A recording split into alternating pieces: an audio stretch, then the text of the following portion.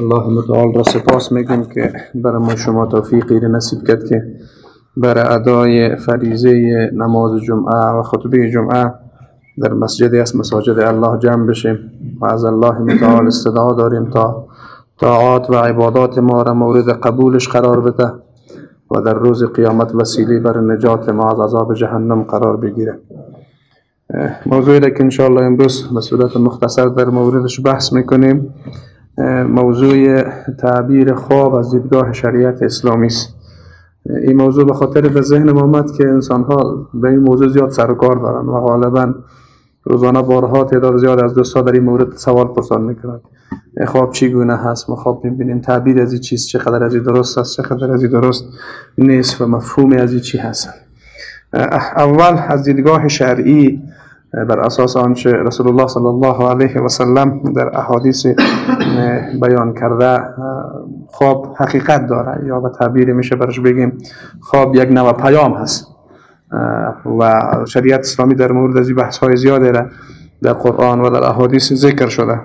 الله تبارک و تعالی زمانی که نعمت های خود را بر یوسف علیه السلام ذکر میکنه یکی از اون نعمت ها همیست. الله متعال میگه و یعلمک من تأویل الاحادیث، الله متعال برای تو تعبیر خواب ها را تعلیم داد. پس تعبیر خواب را فهمیدن یک نعمت است از جانب الله متعال و حتی یک عده از انبیاء علیهم السلام را الله متعال به خاطر این نعمتش اختصاص داده. پس خود از این موضوع نشان دهنده اهمیت مسئله خواب و چگونگی شناخت احکامی از او هست.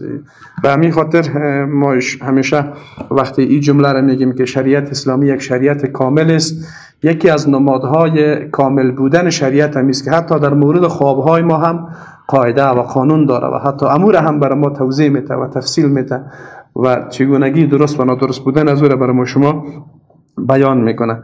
و رسول الله صلی الله علیه و سلم در احادیث خوابها را یکی از 40 بخش نبوت ذکر کرده.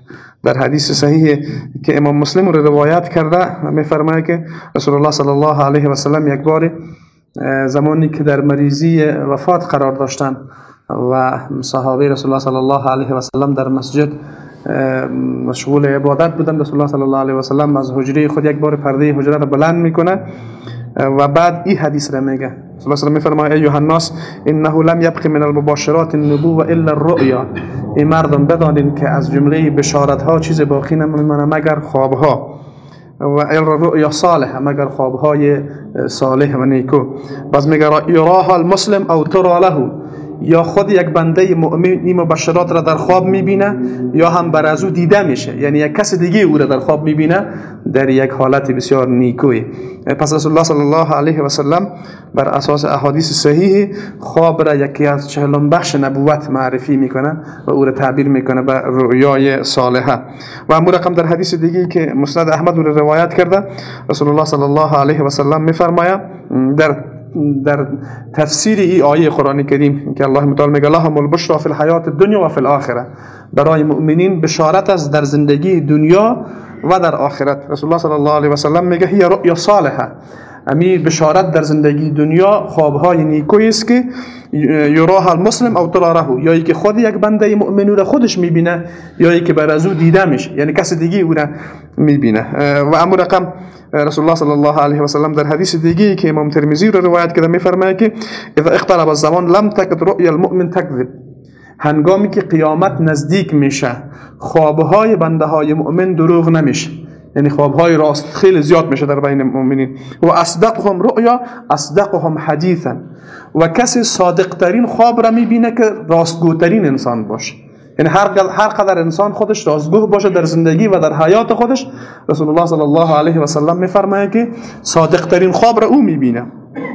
و میفرماید و رؤیا المسلم جزء من 46 جزءا من النبوة، و خود خواب یکی از 40 بخش نبوت هست. رسول الله صلی الله علیه و سلم این میفرماید. و علما در توضیح این حدیث میفرمایند که رسول الله صلی الله علیه و سلم قبل از اینکه برش وحی به صورت صریح نازل شود قبل از او خوابهایی را میدید عایشه رضی الله عنها روایت میکنه رسول الله صلی الله علیه و سلم خواب‌های را می‌دید و بعد اون خواب به همون ترتیبی که رسول الله صلی الله علیه و سلم دیده بود کاملا مصداق پیدا میکرد در زندگی عملی خودم بود رسول الله صلی الله علیه و سلم می‌دید.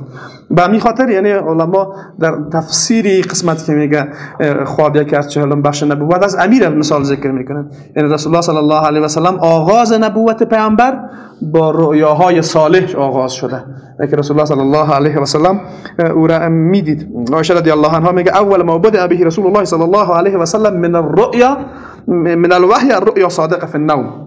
اولین چیزی که برای رسول الله صلی الله علیه و سلم از وحی آغاز شد خوابهای نیکویی بود که رسول الله صلی الله علیه و سلم او را در خواب میدید.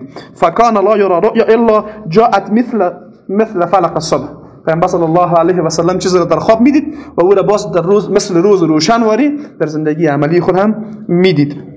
و امر رسول الله صلی الله علیه و سلم در حدیثی که بیشتر او خوانده میگه اصدقکم رؤیا اصدقکم حدیثا. راستترین خوابها را او انسان‌های می‌بینند که راستگوترین انسان‌ها باشند.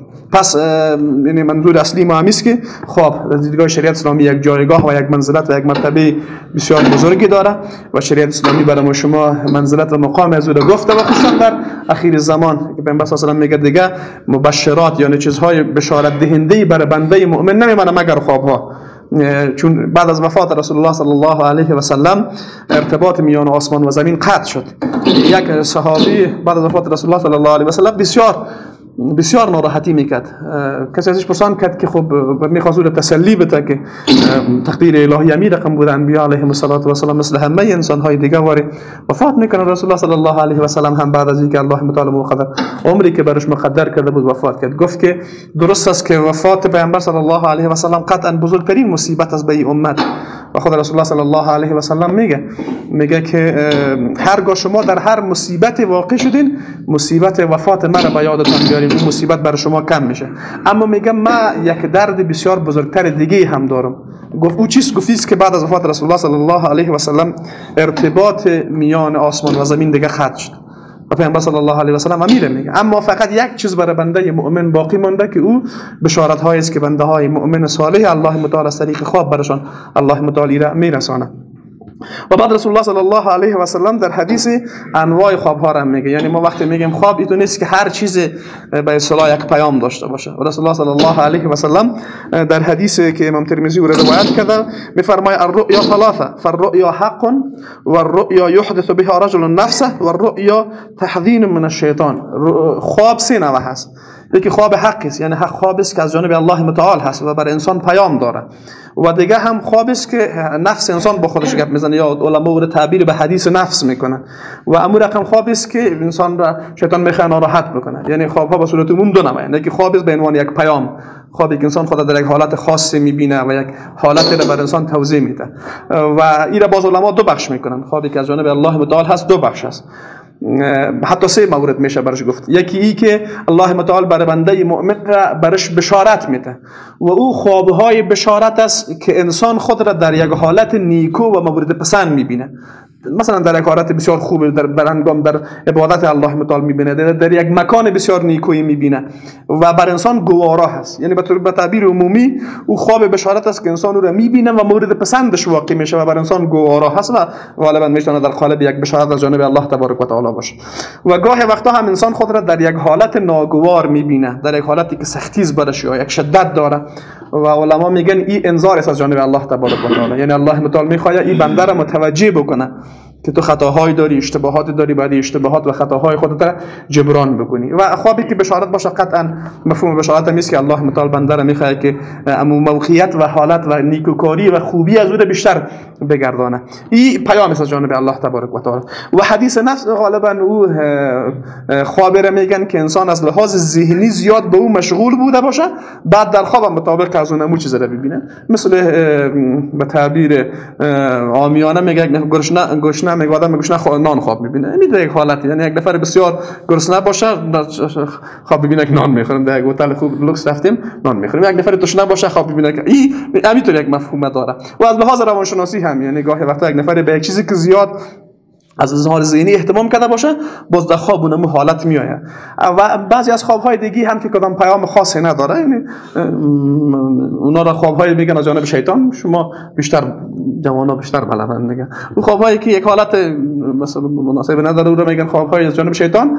و خوابهایی را که انسان ذهنش به او مشغول بوده باشه، باز مطابق از اون ببینه، حدیث نفس میگن و غیر از او پیام از جانب الله تبارک و تعالی. و نکته مهمی است که گاه وقتا هم الله متعال در کنار از اینکه خواب بر انسان موارد میتونه بشارت بوده باشه و موارد هم میتونه انذار بوده باشه، موارد الله تبارک و تعالی برای بنده هاش آینده را هم، حوادثی که در آینده هم واقع میشه از طریق خواب میگه.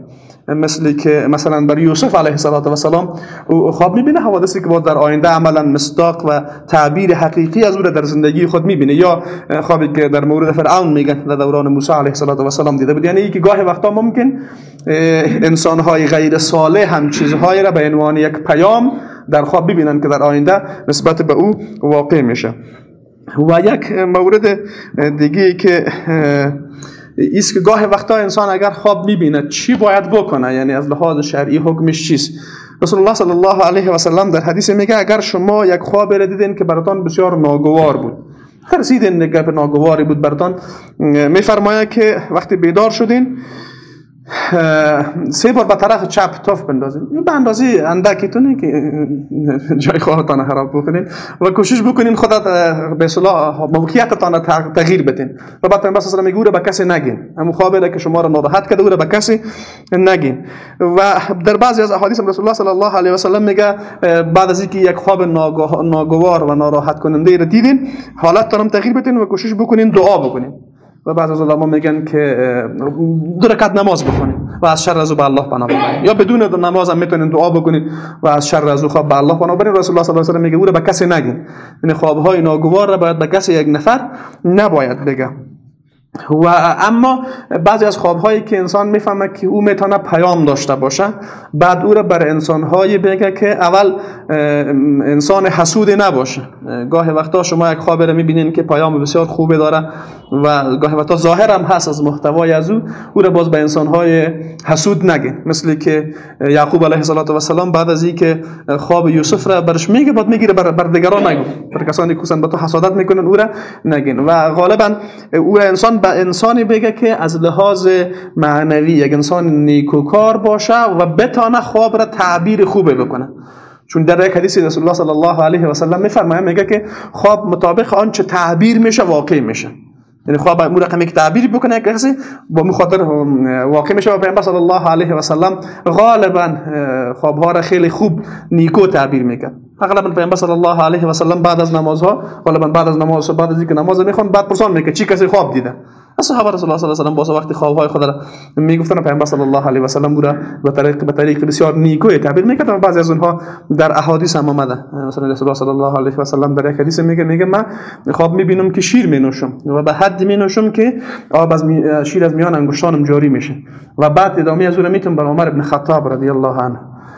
و بعد صحابه پرسان میکنن یا رسول الله چی تعبیر میکنی؟ میگه این علم هست. یعنی رسول الله صلی الله علیه و سلم خودش خوردن شیر را به علم تعبیر کرده که یعنی باقی مانده علم رسول الله صلی الله علیه و سلم برای صحابه از جمله عمر رضی الله عنه میرسه و این دلالت به فضیلت علم عمر رضی الله عنه میکنه. و حقیقتا وقت انسان شخصیت و اصلاح عمل کرده عمر رضی الله عنه را و سیرت از او را میخونه، به وضوح میبینه که چقدر از برکت علم نبوت و بهره مند بوده و اما کمال ایمانداری و صداقت و بزرگی از او را انسان در شخصیت از او میبینه. یا در حدیث دیگه رسول الله صلی الله علیه و سلم میگه من انسان‌ها را میبینم که لباس دارن، بعضی ها لباسشان تا سینه شان هست، بعضی ها تا ناف، بعضی ها پایینتر.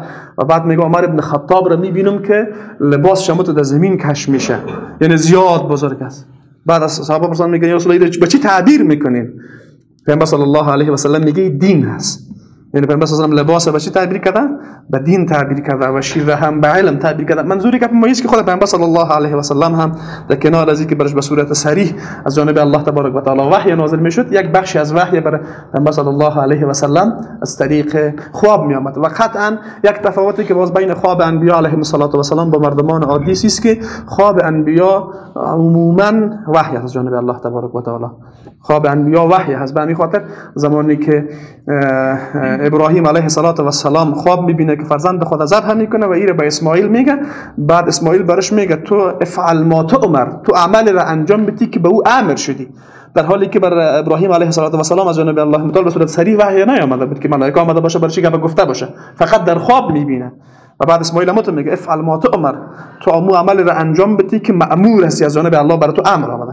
و به همین خاطر زمانی که رسول الله صلی الله علیه و سلم هم وقتی خواب میبینه که در هنگامی که در مدینه هستن و هنوز مسلمان ها مکه را فتح نکردن، رسول الله صلی الله علیه و سلم خواب میبینه که ما مکه را میریم طواف میکنیم، کعبه را طواف میکنیم. و زمانی که بعد مسلمان ها حرکت میکنن میآین در صلح حدیبیه واقع میشه، دوستایی که سیرت را خوانده باشن خوبتر آگاه هستن، در اونجا ایدی از صحابه بر پیامبر میگه یا رسول الله تو گفتی که ما کعبه را طواف میکنیم و خواب تو وحی از آل پس تو برمیگردیم. رسول الله میگه نگفتیم که حتما همین سال می کار را میکنیم و سال بعدی باز هم هم میشه. و قرآن کریم میگه لقد صدق الله رسوله الرؤیا، الله متعال خواب پیامبرش را تصدیق کرد، لتدخلن المسجد الحرام، که حتما شما داخل مسجد الحرام بشید. و از صحابه هم پرسان میکرد، یعنی نشان میده به اصطلاح فضیلت و جایگاه خواب را نشان میده که خود پیامبر صلی الله علیه و سلم غالبا بعد از هر نمازی از صحابه پرسان میکرد که کدام شما خواب دیدین که او را باز تعبیر بکنه. و لازم هم است که یک نفر خواب را، البته این گپ هم ضرورت است دانسته شود که تعبیر خواب یک علم مستقل است با ضوابط و قواعد خاص خودش. و الله تبارک و تعالی بعضی از انسان ها را بر ازو داده، از جمله پیامبران الهی مشهورترینشان یوسف علیه السلام و رسول الله صلی الله علیه و سلم در تعبیر خواب هستند. و از جمله صحابه ابوبکر رضی الله عنه در تعبیر خواب موفق تر از دیگران بود. و همین خاطر غالبا رسول الله صلی الله علیه و سلم وقتی گپ را به صورتی کنایه آمیز میگفت، ابوبکر رضی الله عنه از دیگران خوبتر درک میکرد. در یک بار رسول الله صلی الله علیه و سلم در خطبه خود میگه بنده از بنده های الله مخیر کرده شد که الله را انتخاب میکنه یا دنیا را. باز رسول الله صلی الله علیه و سلم میگه که او الله را انتخاب کرد، یعنی پیامبر صلی الله علیه و سلم میخواست خبر بده از وفات خودش. صحابه دیگران درک نکردن که پیامبر صلی الله علیه و سلم چی میگه. بعد ابوبکر رضی الله عنه اشکاش جاری شد. از پرسان کردن چرا؟ گفت مگر نمیتونین که رسول الله صلی الله علیه و سلم در مورد خودی گپ میگه. و اون رقم در تعبیر خواب هم ابوبکر رضی الله عنه نسبت به دیگه صحابه کده مشهورتر است. و از جمله تابعین باز محمد ابن سیرین کسی است که در تعبیر خواب الله تبارک و تعالی بر از علم بسیار زیاد نصیب کرده بود و مشهورترین علما در تعبیر خواب هست. البته یک کتابی که فعلا در بازارها به نام تعبیر خواب ابن سیرین مشهور است، او سند نداره، هیچ نوع سند معتبر نداره که همین کتابی که فعلا در بازارها به نام تعبیر خواب ابن سیرین هست او از او نقل شده باشه، با سند معتبر نقل نشده، در بین مردم مشهور است. اما یکی خود محمد ابن سیرین از جمله تابعین، از جمله کسانی بود که الله تبارک و تعالی بر از او علم بسیار زیادی در مسئله چیز نصیب کرده بود، در تعبیر خواب نصیب کرده بود. و البته بعضی از مردم باز در مورد خواب بعضی از خطاهای فاحشی هم دارن.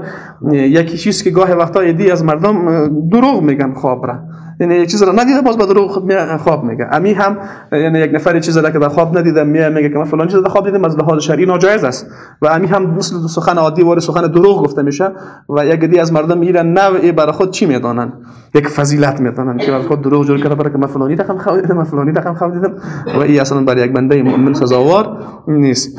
و نکته دیگه چیزی که باز گاهی از مردم در مورد خواب باز به اندازه غلو میکنه که موارد آنچه که در خواب میبینه را او را برای خود یک حکم شرعی میدانه. این هم باز قطعا غلط است. یعنی خواب درست است که جایگاه و فضیلت خاص خود داره، اما از مصادر شناخت حکم شرعی نیست. و بعضی از مردم متاسفانه این را باز به اندازه بزرگ میکنن که یک چیز را خواب اگر دیده بود و ولو برخلاف مثلا آیات صریح قرآن کریم و احادیث صریح رسول الله صلی الله علیه و سلم باشه، باز اون موقف خود حق میدانه.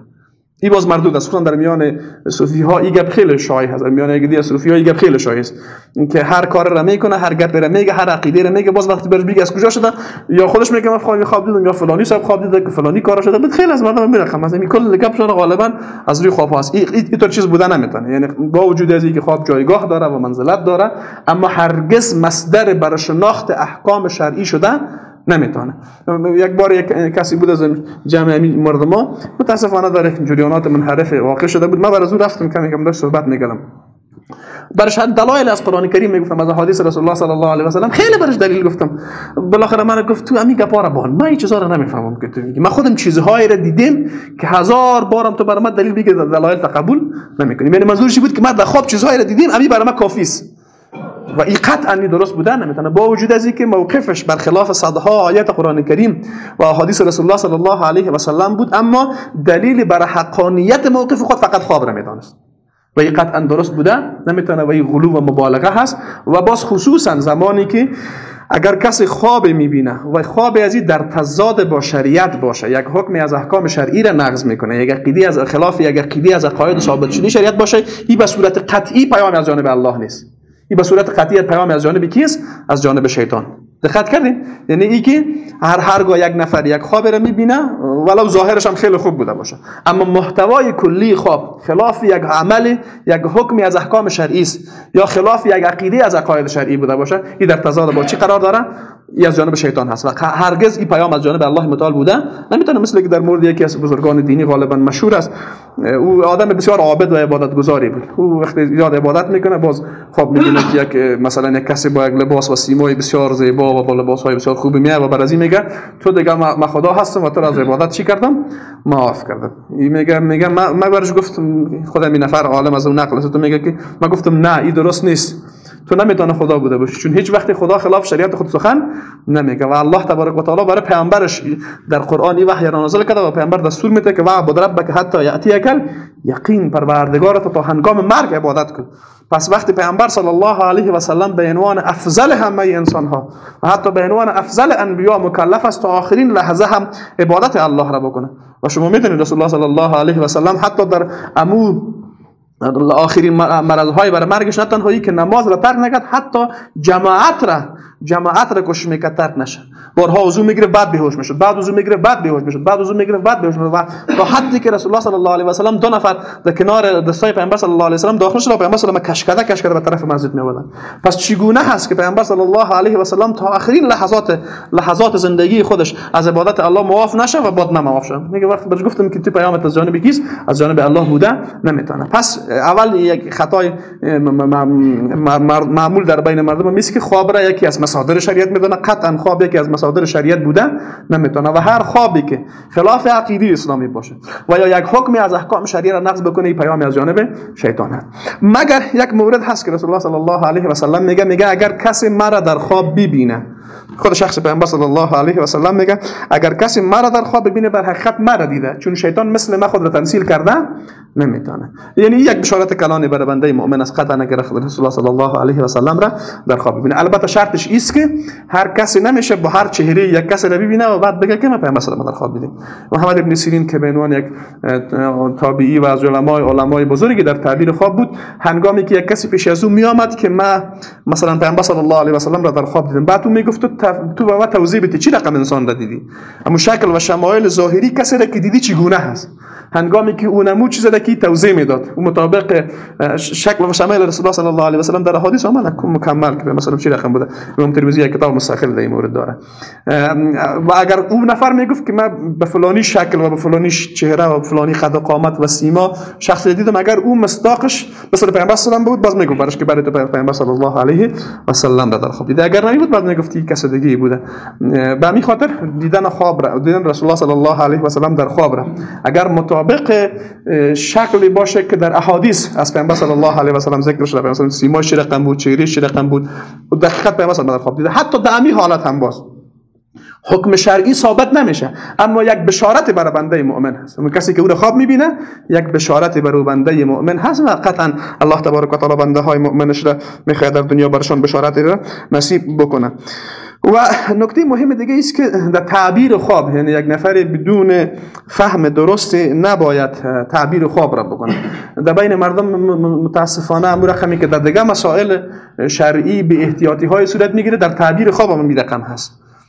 گاهی مردم مثلا غالبا در تعبیر خواب با کتاب‌های مراجعه میکنن که هیچ نوع سند و مدرک نداره، مثل همین کتابی که بیشتر گفتیم منسوب به محمد ابن سیرین هست و در بازار خیلی پیدا میشه. این یک گپ است. گپ دیگه هم است که گاهی وقتا ایده بدون داشتن علم بر مسائل در مصادر شرعی تعبیر خواب را میکنن و اگر کسی بدون علم تعبیر خواب را هم میکنه، این هم از لحاظ شرعی درست نیست و ممنوع است. و حتی ایده از علما میگن تعبیر خواب مثل فتوا وارث و حتی موارد پیچیده‌تر از فتوا هست.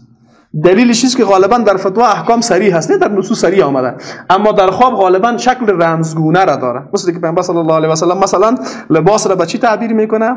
به دین تعبیر میکنه، یا مثلا خوردن شیر را تعبیر به علم میکنه. به این خاطر پیچیدگی از این بیشتر هست و غالبا خواب هر انسانی نظر به وضعیت و حالت زندگی خود از او هست. گاهی وقتا ممکن مثلا من یک خواب را ببینم نظر به وضعیت زندگی من یک تعبیر داشته باشه، یک برادر دیگه امو خواب را ببینه نظر به وضعیت زندگی از او دیگر هم به اصطلاح تعبیر داشته باشه. به این خاطر غالبا گاهی وقتا اگه از دوستا در صفحات اجتماعی اینجا هم که سوال میکنن که من خواب دیدم تعبیر بسیار شلگی میکنه که تو تعبیر بگو. برش میگیم که اول خب این علم به اصطلاح کسی که علم نداره نباید تعبیر بکنه و دیگه‌ش هم است که زمان یک نفر اگر باز گاهی وقتا پیام ها خواب ها به گونه است که پیام واضح داره، غالبا دوستا اگر دقت کرده باشه به این شکل است. دوت یک حالت هم بعد نظر به حالت زندگی یک نفر تعبیر میشه، یعنی بدون از اینکه شما از حالت یک نفر آگاهی نداشته باشین وضعیت زندگی از او را نمیتونین تعبیر بکنین. چرا؟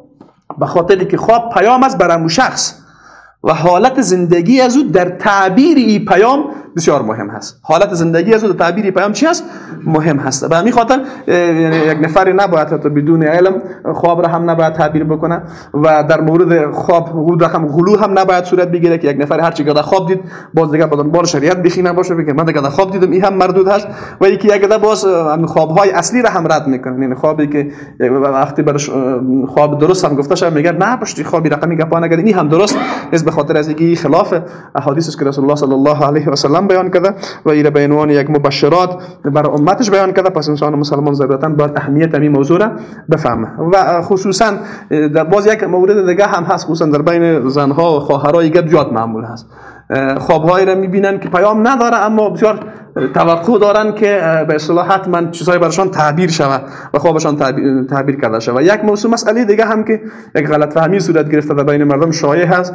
غالبا مردم وقتی استخاره میکنه بعد در بین مردم مشهور شده که حتما باید خواب ببینه، یک نفری بعد از استخاره حتما خواب ببینه. این دقیق نیست، یعنی از لحاظ شرعی این گپ نیست که حتما وقتی یک نفر استخاره کرد بعد به خاطر از اینکه عمل را انجام بده یا انجام نده حتما در خواب چیز را ببینه. گرچه این احتمال وجود داره ممکن یک نفر بعد از استخاره چیز در خواب ببینه که میتواند نوعی به اصطلاح جواب استخارهش بوده باشه. احتمال از این هست اما لازمیش نیست. یعنی گاهی وقتا مردم این رقم تصور میکنن، میخواد یک دی میگن من استخاره کردم چیز در خواب ندیدم. استخاره کردن و بعد از استخاره حتما چیزی را در خواب دیدن که تصور شود که جواب استخاره هست، تو چیز در شریعت ثابت نیست. اگر ممکن برای یک نفر اما یک حالت بیاید این احتمال وجود داره. بعضی از دوستا هست برای خودم قصه کردن یک مسئله متردد بودن، استخاره کردن، بعد استخاره یک خواب دیدن که خیلی واضح جواب برشان بوده. این امکانی از این وجود داره اما لازمی از اینکه از به خاطر روش مسنون استخاره هم نیست. وقتی انسان در یک کار متردد از کار حلال و مشروع متردد هست در اون حالت میتونه استخاره بکنه و بعد از استخاره انسان اقدام به عمل میکنه و بعد از او اگر کارش واقع شد اون کار امور رقمی که می‌خواست امور رقم شد قطعا اون به خیرش است. و اگر گاهی وقت یک نفر اقدام میکنه خب به اصطلاح یک سری موانع در مسیر راه از او میاد که او کار را پیش بردن نمیتونه. امی خودش نتیجه استخاره است. دقت کنید، یعنی نتیجه مفهوم استخاره همی است که وقتی یک نفر میخواد در کار استخاره بکنه، در رکعت نماز میخونه، دعای استخاره را میکنه و بعد از او اقدام به او عمل میکنه. بعد از او میبینه که کارش بسیار به سهولت پیش میره، چون مفهوم دعای استخاره همی است که پروردگار اگر تو میدونی به خیرم است فیسره لی، این کار برای من آسان بگردن، برای من برکت بنداز و چیزا را برای من مقدر بکن که خیر من بوده باشه. پروردگار اگر تو میدونی که همین کار به خیر من است، تو مرا از او منصرف بگردان و او را از من منصرف بگردان. و میخواد بعد از استخاره اگر کسی میبینه که در کارش کدام ممانعتی نمیاد بسیار سهولت کارش میشه، اما کارش ان شاء الله به خیرش است و مطابق استخاره‌ای که کرده بود هست. و اگر میبینه که در کارش یک ممانعت ها ایجاد میشه، بد نشدن او کار به خیرش است و لازمه استخاره کردن این نیست که یک نفری حتما در خواب چیزی را ببینه. برتدی الله تبارک و تعالی بر همه ما شما توفیق از این نصیب بکنه و ما را هم از این مبشرات به بهره نسازه. الله متعال بر ما شما هم بشارت، خصوصا در زمان فتنه ها، یعنی حقیقتا در شرایطی که ما زندگی میکنیم زمانی اوج فتنه ها هست و بنده مؤمن دیت یک شرایط نیاز بیشتر به مبشرات و بشارت ها از جانب الله تبارک و تعالی داره. الله متعال ما شما را هم از این بهره نگردان. سبحانك اللهم ربنا وبحمدك نشهد ان لا اله الا انت استغفرك واتوب اليك.